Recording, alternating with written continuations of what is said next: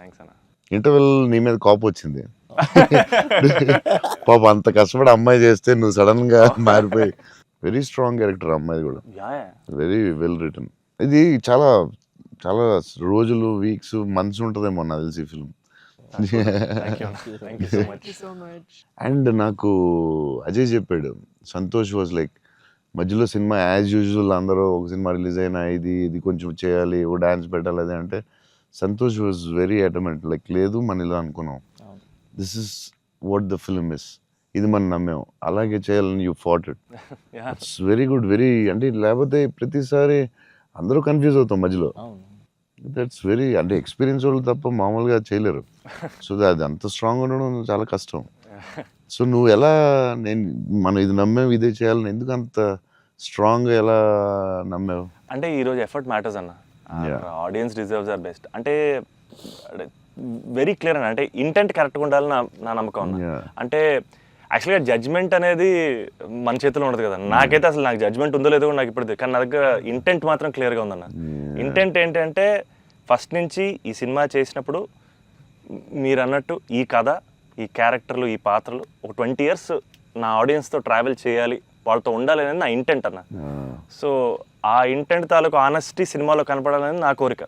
Confuse అవుతారు అందరూ, చెప్తారు మధ్యలో లేదు ఆ సినిమా వచ్చింది ఇక్కడ ఇలా చేయాలి, నువ్వు డాన్స్ చేయాలి, ఇక్కడ మాస్ ఫైట్ అని చెప్తారు కదా.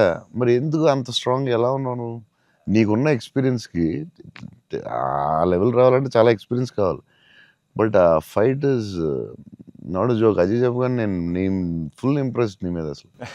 I had a great team, I had a great director. Yeah, that's all okay, I understand, but why so strong? అంటే అది ఎందుకు నువ్వు ఆ కథని అంత స్ట్రాంగ్గా నమ్మావు? ఆ కథకి ఇలాగే ఉండాలి, డైరెక్టర్ చెప్పినప్పుడు నువ్వు ఇలా అనుకున్నావు, మధ్యలో ఎందుకు డివైట్ అవ్వడం, అలా కావాలని ఫైట్ చేయడం, ఇట్స్ వెరీ గుడ్. అంటే నీకు వెరీ సూపర్ ఫ్యూచర్ ఉందని చెప్పడం అంతే. లేకపోతే every film every Friday cinema వస్తుంది, అది చేయి ఇది చేయి అంటూ ఉంటారు.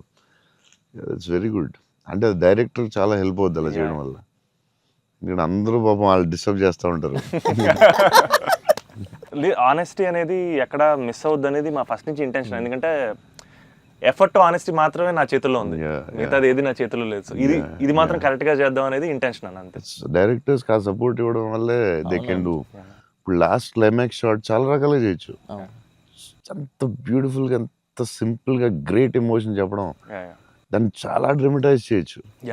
ఎంత సింపుల్ గా ఎంత బ్యూటిఫుల్ గా చెప్పారంటే అది క్లాసిక్ షాట్ ఏమో నాకు తెలిసి లాస్ట్ షాట్ అయితే. అంటే అస్సలు దాన్ని ఒక 10,000 times డ్రమటైజ్ చేయొచ్చు దాన్ని. ఎంత క్లాసిక్ గా చెప్పారు అంటే it's credit to goes to the director definitely. It's very risky shot కదా, ఎందుకు వచ్చింది కొంచెం చేయాలని ఉంటాయి కదా డౌట్స్. ఎంత ఎక్స్పీరియన్స్ వచ్చినా టెన్షన్ ఉంటుంది అక్కడ, ఎందుకంటే ఎండ్ షాట్ కదా. అదే hats off, end shot hats off. But the way he acted, the girl acted so well, subtle ga. Shala, very good you did. Thank you so much, so big lover of your work. Platform there scene చాలా బాగా చేసావే, crying after coming back from the hospital, చాలా బాగా చేసావు. Thanks అన్న. చెప్పాడు అజయ్ అసలు నీకు glycerin కూడా వేసుకోకుండా అలా చాలా బాగా చేసావు. చాలా ఎక్స్పీరియన్స్ యాక్టర్ చేసినట్టు చేసావు. థ్యాంక్ యూ అన్న, థ్యాంక్ యూ. ఎలా ఏమనుకుని చేసావు అలాగా? అంటే నాకు ఫస్ట్ టైము మిత్రాని అలాగా ఇప్పటివరకు మనతో ట్రావెల్ అయిన అమ్మాయి లవ్ చేసాం, తన వల్లే నా లైఫ్ మారింది. ఆల్రెడీ అనవసరంగా తిట్టాను అనే ఒక చిన్న గిల్ట్ ఒకటి రన్ అవుతుంది మైండ్లో. అండ్ ఒక 4 రోజుల నుంచి కనపడలేదు.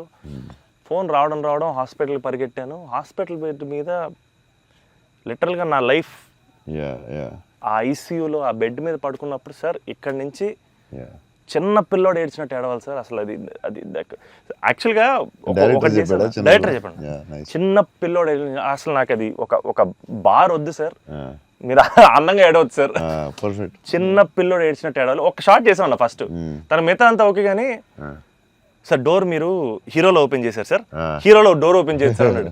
నాకు అర్థం కాలేదు. అంటే తెలియదు, ఒక ఆర్టిస్ట్ ఒక అలవాటు ఉంటుంది కదా. అండ్ నాకు అక్కడ మనోడు తెగ నచ్చాడు అన్న. అంటే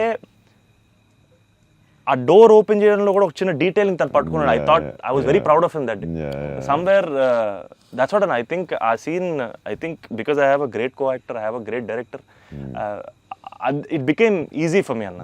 and it was it was difficult but I had a great team. Father నిన్ను హగ్ చేసుకున్నప్పుడు నా కళ్ళ నీళ్ళు వచ్చింది. థ్యాంక్స్ అన్న. నాకు డింగని వచ్చింది వాటర్. అదొకటి. Screen play was very good. Kerala and Chennai అక్కడేమో చాలా వేరే మూడ్ లో తీసుకెళ్తా ఉంటారు, కట్ చేస్తే ఇక్కడ చాలా వేరే మూడ్ లో. వెరీ గుడ్ స్క్రీన్ ప్లే అది. కేరళ ఎపిసోడ్ ఇది కట్, ఎందుకంటే అక్కడ ఇంకొక మోడ్ లో వెళ్తా ఉంటది, ఇక్కడేమో చాలా ఒక సింపుల్ గా ఉంటది, అక్కడ చాలా ఇంటెన్స్ ఏదో style. I don't tell it. మీ మూవీస్ లో one of my most favourite dialogue, వీలైతే ప్రేమిద్దాం డూడ్, పోయేదేమేంటి మళ్ళీ తిరిగి ప్రేమిస్తారు. Because there so much love in the dialogue, also couple friendly, Valentine's, love is in the air. మీకు లవ్ అంటే ఏంటి? పర్సనల్ క్వశ్చన్ కదా. సరే అయితే ఇప్పుడైతే ఇలా అడగగానే నాకు గుర్తొచ్చేది మీ movie. I think love is your movie 100%. I felt I want to fall in love. ఆ ఫీలింగ్ వచ్చింది సినిమా చూడగానే. ఏమై చేసావో చూసినప్పుడు అనిపించింది, గీతాంజలి అప్పుడు I was very young, but నేను అప్పుడప్పుడు చూస్తూ ఉంటాను. ఆ సినిమా చూసినప్పుడు అలా అనిపిస్తుంది. మీ సినిమా చూసే కనిపించింది I would fall in love అని. మరీ పర్సనల్ క్వశ్చన్ అడుగుతున్నారా? అంటే మీ ఇంటర్వ్యూ మీకు అడ్వాంటేజ్ అయితే ఏం కావస్తుంది అడుగుతారా? అంతా మీ ఇష్టమా? We love you, sir. అది ఆ డైలాగ్ చాలా స్పెషల్ అన్న. అంటే ప్రతి ఫ్యాన్ కి, ప్రతి హ్యూమన్ బీయింగ్ చాలా గ్రేట్ డైలాగ్ అన్నది. అంటే లైఫ్ లీడ్ చేయడానికి సూపర్ వే అన్నది. వీలైతే ప్రేమిస్తారు, పోయేదే ఉంది, మహా అయితే తిరిగి ప్రేమిస్తారు అనేది నా లైఫ్ కి అయితే అదే మోటో అన్న. అండ్ ఐ థింక్ సినిమాలు చేసినా లవ్ చేసినా అలాగే చేయాలనిపించింది నాకు. Super actually. So very good. Shiva గారు చాలా బాగా రాశారు డైలాగ్. సూపర్ ఫిలాసఫీ అది. సింప్లిఫై చేస్తుంది మొత్తం కాంప్లికేటెడ్ లైఫ్ ని.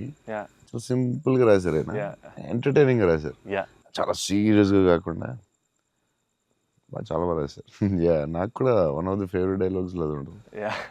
చిన్న కబర్డ్ మీద చాలా పెద్దగా అవడం చాలా బ్యూటిఫుల్ గా చేశారు. అందరూ లైఫ్ లో జరుగుతున్నారు. చిన్న స్మాల్ థింగ్ నుంచి సంథింగ్ బిగ్ హ్యాపెన్స్ అనేది చాలా బాగా రాశారండి. The way you treated it definitely చాలా బాగా నచ్చింది ఆ సీన్. తర్వాత దానికి సంబంధించిన reaction was beautiful. Very well చాలా ఇంట్రెస్టింగ్గా ఉంది. అంటే కొత్తగా ఉంది అది. దాన్ని చాలా బాగా చూపించారు. I like that scene also. So అన్న, ఫైనల్గా 8 years తర్వాత మిమ్మల్ని కలిసాను కాబట్టి, ప్రత్యక్షంగా మీరు ఉన్నారు కాబట్టి, మా ఫ్యాన్స్ అందరికీ ఒక క్లారిటీ ఇవ్వాలన్న. ఏంటంటే, రే డార్లింగ్స్, అన్న ఫోన్ నంబర్ నా దగ్గర లేదు, ఎక్కడికి వెళ్ళినా సరే మీకు ఫోన్ చేయండి, మీకు ఫోన్కి వెళ్ళండి, పర్లేదు మీకు ఫోన్ దూరంలో ఉంటారు కదా అనుకుంటుంటారు. సో మీ ముందు డార్లింగ్స్, నా దగ్గర ఫోన్ లేదు, నేను కూడా ఒక ఫ్యాన్నే, జస్ట్ ఐ లవ్ హిమ్ అంతే అన్న. నీకు కూడా ఫోన్ నెంబర్ ఇవ్వను, ఎందుకంటే అడిగినప్పుడల్లా నీకు అసలే మొహమాటం, నువ్వు వాళ్ళకి ఫోన్ చేయమంటావు, నీకు సచ్చినే ఇవ్వను. అయినా సరే దా నీకు ఇస్తుందా నీ ఫోన్, మరి ఇబ్బంది పెట్టదు అసలు అన్న. సరే, ఎప్పుడన్నా ఇంపార్టెంట్ తప్ప ఫోన్ చేయకు. ఫోన్ చేస్తే తంతం. ప్రామిస్. లవ్ యూ అన్న. లవ్ యూ అన్న. Love you so much. This is everything. Love you, seriously I love you. Your attitude, నీ గురించి చెప్తూ ఉంటారు కదా, బేసిక్లీ నువ్వు అంటే నచ్చుతుంది డెఫినెట్గా. చౌన్ గారు అన్నీ న్యాచురల్గా ఉంటుంది అది, బట్ నీ యాటిట్యూడ్ గురించి నువ్వు చాలా ఇష్టం నాకు. నీ గురించి చెప్తూ ఉంటారు వీళ్ళందరూ, నీ యాటిట్యూడ్. థ్యాంక్స్ అన్న. అలాగే ఉండు, గ్రో బిగ్. నాకు తెలుసు నీకు వచ్చే సినిమాలు అన్నీ బెటర్, అన్నీ చాలా బాగా వస్తున్నాయని తెలుసు. అండ్ మీ బ్రదర్ కూడా చాలా బాగా చేశాడు, నేను చూశాను ఆ సినిమా. I'm happy for you. Love you అన్న.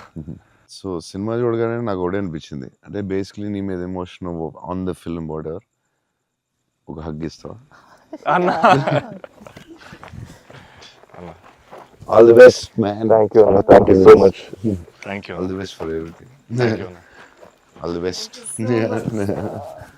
All the best all the Thank you, best thank you so much.